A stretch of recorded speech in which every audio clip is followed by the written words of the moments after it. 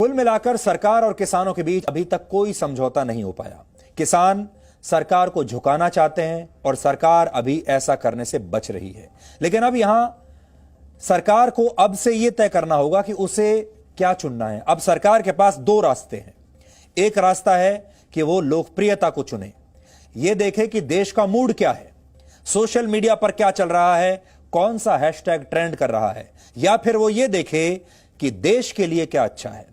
अगर सिर्फ चुनाव जीतना ही मकसद है, सिर्फ लोकप्रिय होना ही मकसद है, तो सरकार को वो कदम उठाना पड़ेगा जो देश के लिए गलत हो, और फिर ये सारी मांगें सरकार को मान लेनी चाहिए, कानूनों को वापस ले लेना चाहिए। इससे सरकार की लोकप्रियता बरकरार रहेगी, तालियां भी बहुत बजेंगी और सोशल मीडिया पर भी बहुत अच्छी अच्छी बातें सरकार के लिए लिखी जाएंगी।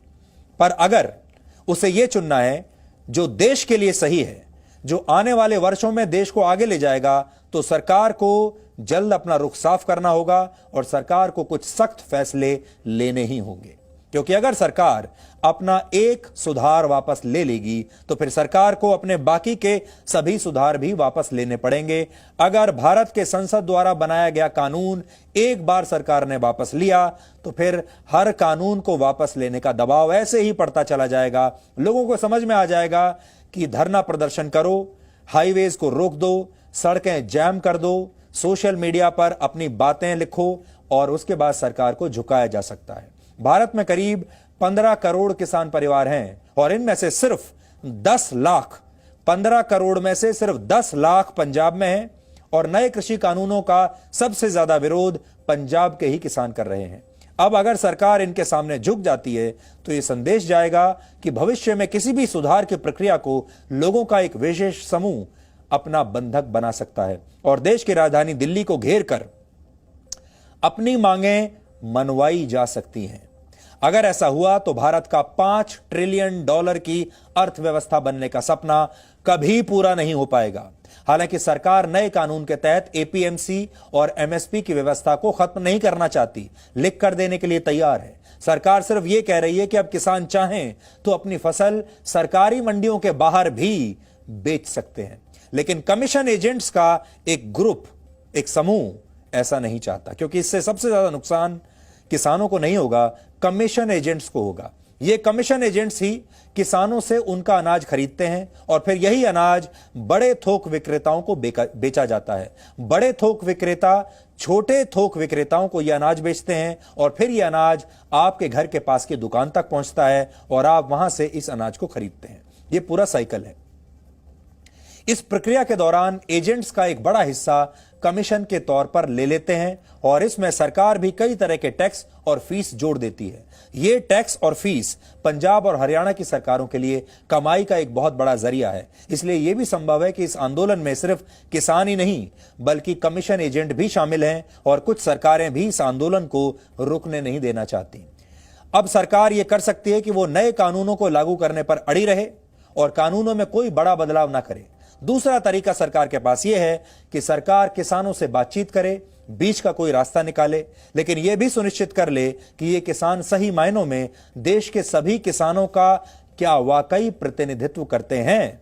जो लोग, जो किसान अभी धरने पर बैठे हुए हैं, क्या वो देश भर के सारे किसानों का प्रतिनिधित्व करते हैं या सिर्फ एक खास ग्रुप का प्रतिनिधित्व कर रहे हैं। क्या हम ये मान लें कि पूरे देश के 15 करोड़ किसान परिवार यही चाहते हैं या फिर कुछ एक दो राज्यों के किसान ये चाहते हैं।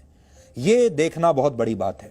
अगर किसी एक या दो राज्यों की सरकार को इन कानूनों से परेशानी है तो सरकार इन राज्यों को इनके हाल पर छोड़ सकती है, क्योंकि भारत में इस समय कई ऐसे राज्य हैं जहां मंडियों की यानी एपीएमसी की व्यवस्था ही नहीं है और इन राज्यों के किसान पंजाब के किसानों की तुलना में ज्यादा तरह की फसलें उगा रहे हैं और उनका ज्यादा दाम भी पा रहे हैं। लेकिन सच यह है कि आंदोलन के बहाने से नेताओं ने अपनी राजनीति की दुकानें खोल ली हैं और जरूरत से ज्यादा लोकतंत्र की आड़ में शहरों को बंधक बनाने की कोशिश हो रही है। यह सब कुछ हो रहा है लोकतंत्र की आड़ में, सब कुछ हो रहा है फ्रीडम ऑफ एक्सप्रेशन की आड़ में, यह सब कुछ हो रहा है विरोध करने की आजादी की आड़ में। क्योंकि हम ये मानकर चलते हैं कि कोई भी विरोध करने की हमें पूरी आजादी है, कुछ भी कहने की हमें पूरी आजादी है और लोकतंत्र के नाम पर हम कुछ भी कहीं भी कर सकते हैं, कह सकते हैं। हमें सड़कों को जैम करने की पूरी आजादी है, हाईवेज बंद करने की पूरी आजादी है, भारत बंद करने की आजादी है, दफ्तरों को बंद करा देंगे, बाजारों को बंद करा देंगे। यह सब कुछ हो रहा है लोकतंत्र के नाम पर। अब आप एक पल के लिए मान लीजिए कि आपके सामने लोकतंत्र का अगर हम मामला देखें, एक पल के लिए यह काल्पनिक एक उदाहरण मैं आपके सामने रखना चाहता हूं। मान लीजिए आपके सामने चुनाव में दो प्रतिद्वंदी खड़े हैं। इनमें से एक बहुत सख्त डॉक्टर है और दूसरा मीठी वाणी बोलने वाला एक मिठाई वाला है।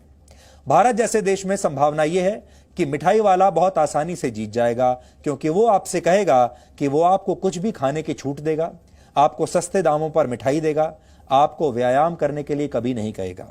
दूसरी तरफ एक सख्त डॉक्टर आपको जरूरत से ज्यादा खाने पीने से रोकेगा, मिठाई खाने से रोकेगा, व्यंजन खाने से रोकेगा, आपसे कहेगा कि आप रोज व्यायाम करिए, अपने स्वास्थ्य का ख्याल रखिए, और ऐसा सुनिश्चित करने के लिए वो आपकी दिनचर्या को बदलने का प्रयास भी कर सकता है। लेकिन ये सब कुछ आपके भले के लिए है।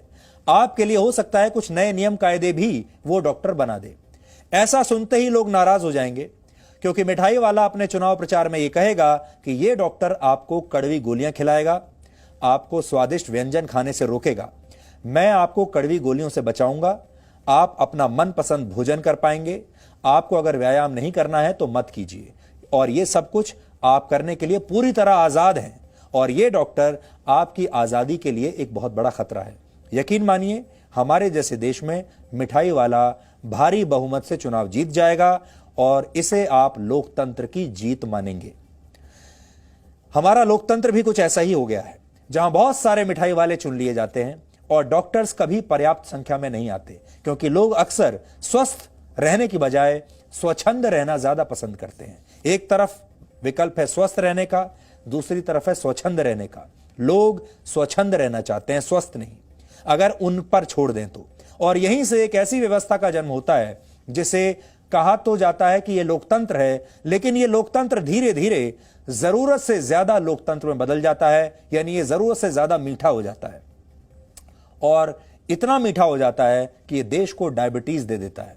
मिठाई वाले और डॉक्टर का जो उदाहरण हमने आपको दिया, यह उदाहरण हमारा नहीं है, बल्कि ग्रीस के मशहूर दर्शन शास्त्र के जनक कहे जाने वाले सुकरात ने यह दिया था। आपने सुकरात के बारे में पढ़ा होगा, सोक्रेट्स अंग्रेजी में अगर आप जानना चाहते हैं तो। सुकरात के बारे में स्कूलों में, कॉलेजों में आपने पढ़ा होगा। यह उदाहरण सबसे पहले सुकरात ने दिया था। 2300 वर्ष पहले उन्होंने लोकतंत्र की कमियां गिनाते हुए यह कहा था कि वोट देना एक स्किल है, यानी वोट देना एक कौशल है। आप अचानक किसी को भी वोट नहीं दे सकते, और ना ही अचानक किसी को भी वोट देने का अधिकार दे सकते हैं। यह कौशल लोगों को सीखना पड़ता है, वोट देने का कौशल। सुकरात लोगों के वोट डालने या लोकतंत्र के खिलाफ नहीं थे। उनका सिर्फ यह मानना था कि जब तक लोगों को सही नेता और सही मुद्दों की सही समझ ना हो, तब तक लोकतंत्र को मजबूत नहीं बनाया जा सकता। हम भी मानते हैं कि लोकतंत्र एक बहुत खूबसूरत शासन व्यवस्था है, लोकतंत्र होना ही चाहिए, लेकिन इसकी भी अपनी कुछ कमियां हैं। Presenting B News app available on Google Play and App Store. Download it now.